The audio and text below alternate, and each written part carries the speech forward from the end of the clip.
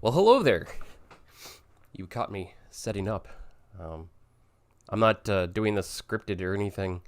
I wanted to get this video done while it was fresh in my mind because it's been a long time since I've seen this movie. I think it was 1995 when it came out, and I just wanted to do this completely unscripted and just kind of what I thought of this movie. So, welcome back to Carpentober. This is going to be a little bit different because it is really off the cuff, and we are doing the 1995 movie John Carpenter's Village of the Damned. Now, this movie was John Carpenter's second remake, and I use that in quotes because it's when I see a second movie based on a book, it's not really a remake. It's just another adaptation of that book. But this one was kind of a remake of the original movie. So it's kind of that gray area between remake and adaptation. Like It, even though It was never an original movie, it was a miniseries. The newer versions, the 2017 versions, they call that a remake. I don't call it a remake because it's just a different adaptation of a book. That's just kind of how I do it in my head. But anyway, this is Carpenter's second remake after The Thing, and it did just as poorly as The Thing did in the theater.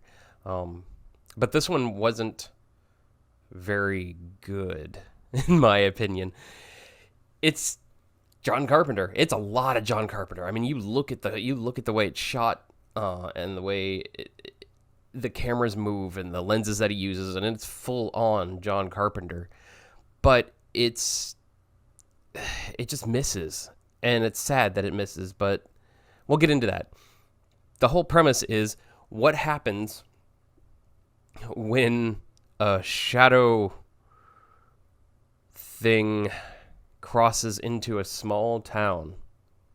And I'll tell you what happens. It impregnates everyone who is able to be impregnated. Yeah, that's the whole story. It's this alien force that impregnates everyone who has a active womb. There was only one stillborn, and all the children were conceived and born on the same day when everybody blacked out. This alien force basically date raped the entire town, and the offspring were very weird children. It's based on a book called The Midwich Cuckoos, which, if you're an X-Men fan, that's half of where the Stepford Cuckoos name comes from. And the Stepford Cuckoos alone look like the kids from Village of the Damned. They're very proper. They walk really, really tall and straight. They have the platinum hair, and they all share a mind. And that's what these kids do. They all share a mind. They're not human. They're humanoid. They're human-like characters, but you find out in an autopsy scene that they're aliens, and they want to take over. We have to survive no matter what the cost. We are the only ones left now. Well, I don't see why we can't reach an understanding. Then why can't we just live together? If we coexist, we shall dominate you. That is inevitable. And that's the premise of the movie. It stars Christopher Reeve in his last, I don't want to say normal role, his last role as a healthy person. I know he appeared in some things after his accident. This was the last movie he had before his accident, is what I want to say. And he's absolutely amazing in this movie. He's the best part of this movie. It also has Kirstie Alley in it as a scientist doctor type person, and Mark Hamill as the town priest. And it was a waste of Mark Hamill's talent. Like, he's in like maybe 3 scenes. Maybe he talks in 2 of them, and that's it. It's very wasteful. And it was during that time in the 90s where Mark Hamill was trying to get a more of a name for himself, doing movies like Slipstream and The Guyver, and these really actor-heavy roles that he did, aside from doing the Joker at that time. So it was sad to see Mark Hamill's acting chops not get used. But Christopher Reeve was unbelievably good in this movie. This is probably one of his best roles, aside from Death Trap and Superman 1 and 2. Well, he was good in all 4 Supermen. Even though the movies may be questionable on some people's taste, Christopher Reeve was always good. But and Noises Off. You know what? Christopher Reeve just runs away with everything that he does, and this was one of them. He was really good in this movie, and that's about where the good parts of this movie end. The kid acting, let's go back. The kids acting were good. Like, they were very, very creepy, very, very formulaic in the way they had to be. You know, they were their own formula, and very structured characters that they never broke character. They were really creepy. They were really menace, and that's kind of what makes this movie. That and the effect on their eyes. That was the thing in the original movie. And I don't know the book. I never read the book. I didn't even know it was based on a book until I saw John Carpenter's version before I saw the original version.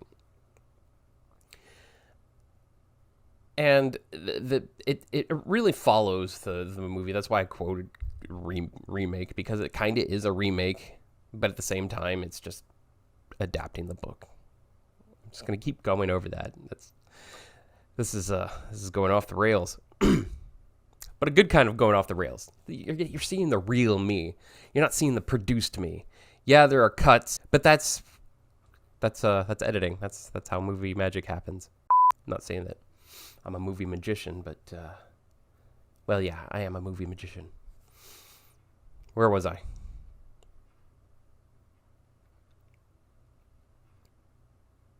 Village of the Damned. It's a hard movie to talk about. I thought it would be fun to do because it's a horror movie in John Carpenter's catalog that no one really talks about, and I understand why that nobody talks about. It's not necessarily a bad movie. It's just a very forgettable movie. Like The Fog. I'm not saying The Fog is forgettable. I'm saying this movie is like The Fog meets like Prince of Darkness. Like, put them together and you get Village of the Damned with less religious overtones from Prince of Darkness. And that's actually kind of a good way to think about it. It's because that thing is like the fog, and it's affecting the town, and yeah, The Fog meets Prince of Darkness with less religious overtones. So it's The Fog meets Prince of Darkness asterisk. Is this an asterisk? That's what I'm gonna do. Asterisk. That's a hashtag, so that's an asterisk. I don't know what I'm doing anymore. I'm just gonna look around. Anyway, like I said in the beginning, this is a very John Carpenter film. And that's another reason why I put it up with Prince of Darkness, because it looks and feels like a John Carpenter film. It has that John Carpenter softness to the lenses. It has that John Carpenter brightness in the daytime and lamp light in the nighttime. If you go back and watch other John Carpenter movies, you'll see what I'm talking about. And it's cool that he makes these movies that he doesn't really want to make. He was contractually obligated to make this movie to be able to make more movies. And when he's contractually obligated to those movies, like the worst John Carpenter movies are like better than some of the good studio pictures. And this was an example. He did not want to make this movie, but he made it. It didn't turn out as phenomenally well-renowned as The Thing. He didn't want to make The Thing. Universal wanted him to make The Thing, and he made it in his own way. I talk about it in last year's. It's up there. Carpentober. And it was just a hit. It was just a swing and a miss with him with Village of the Damned. It's got some really great shots, fantastic music. I mean, once again, it's John Carpenter. doing John Carpenter. And if you haven't seen it, it's worth a watch. It's absolutely worth a watch. It gets slow in the middle, and then it has a crescendo ending that kind of comes out of nowhere. Like there's no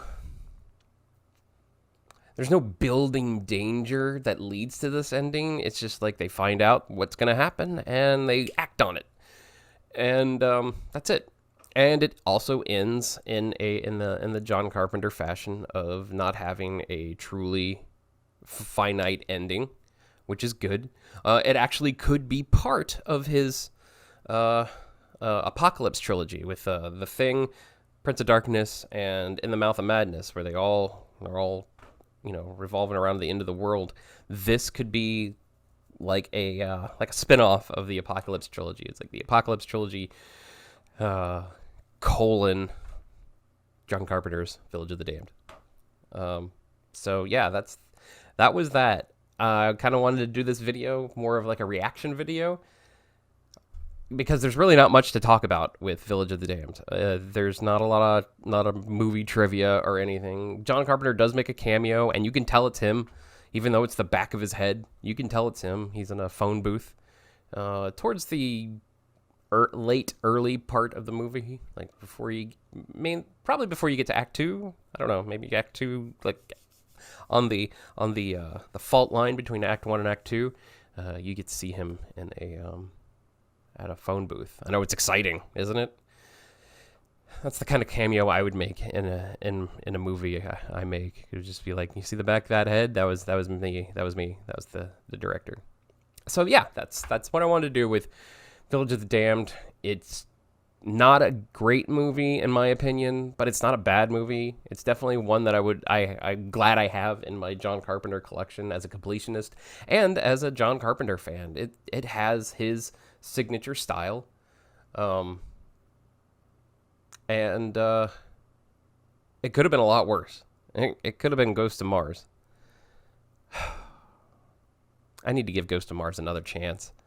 I only saw it in the theater, and I was very underwhelmed, but maybe I'll give it another chance and talk about it next October. I'm running out of horror movies for John Carpenter. I have one more, and I think that's it.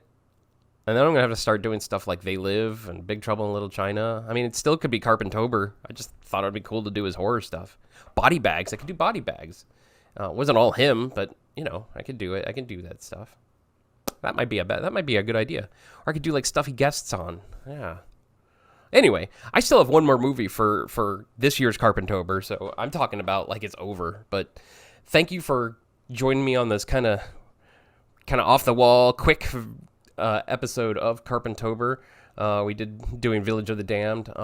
If you like these, and I hope you do, go ahead and please hit the like button. It tells YouTube that we keep doing what we're doing, and people are acknowledging it. Keeps us in the search algorithm. Also, like I mentioned in every video, if you love hearing us talk about movies ad nauseum, and who doesn't really, check out the Cinemadness podcast right here on YouTube. Also on pretty much everywhere that audio podcasts are found, on every streaming platform for audio podcasts.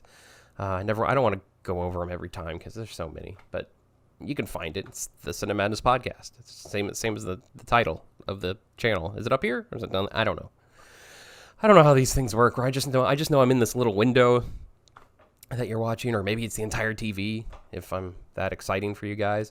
But make sure you do that.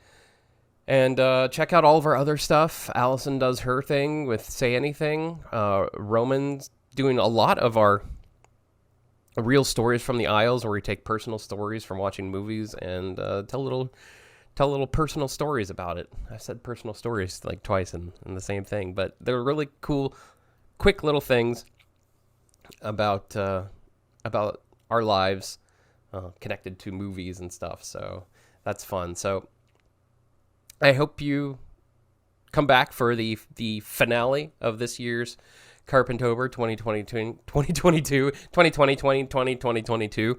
That is a long year. That means I have to do one now in 2022. hope cryo freeze is a thing of my generation. Probably won't be, though. Neither will this. It'll probably be like, I don't know. What will it be like in a couple 100,000 years? Who knows? Let me know in the comments what you think life will be like in the extreme future, or how much you like or dislike Village of the Damned, or if you never even heard of it until now. So just let me know in the comments. Just send me a comment. Send me anything. Ask me a question you think I can't answer. And if I can't answer it, I will still answer it, just not correctly, probably. And I'll see you next time. And remember, always celebrate cinema.